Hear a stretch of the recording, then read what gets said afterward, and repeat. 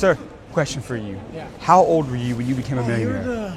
Yes, sir. How did you get rich? Well, I've been very fortunate as part of a family business to Yeah. start with, but obviously, still ambitious enough to build up on that. What type of company? Originally, we come out of the offshore energy marine services business. And you own that business today? We sold that business, and we've set up the second iteration of that business, Yeah. which is now collaborating with How the much first did you all sell that company for? North of a substantial 9-digit number. More than 100 million? Yeah. More than 200 million? Significantly more than that. 900 million? Double that. You said double that? Yeah. So like 1.8 billion?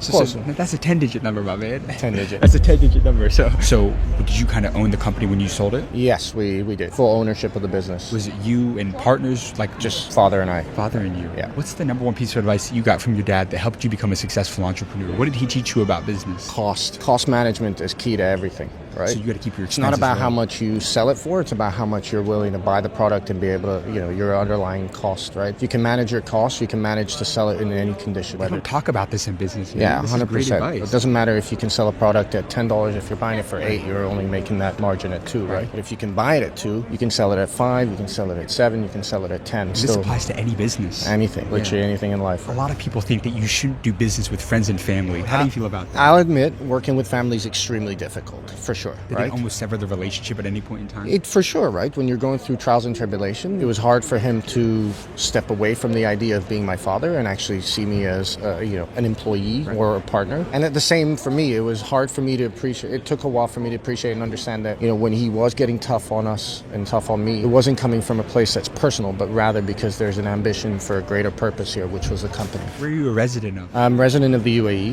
Of the originally. UAE. Yeah. So when you had that big exit, you didn't have to pay UK taxes, I'm assuming. No. We're very fortunate enough not to be able to pay. Did you have to pay a lot in taxes when you had that exit? Without divulging too much, no. The way that the leadership there had been able to build a country that sustains and allows, free market and entrepreneurship, we didn't have to pay the taxes. So your advice to somebody that's trying not to pay a ton in taxes is move to the UAE. I mean, look, I'm pro UAE all my life. I was born there, I was raised there. We have full trust and belief in the leadership and the direction that they're going in. So I will always be waving that flag. Thank you so much for your time. Appreciate my friend. you, really man. I can't appreciate believe I that, got man. interviewed by you. Yes, sir, man. Now you gave some great advice, man. Your interviewing skills are pretty amazing. Thank you, brother. I appreciate it.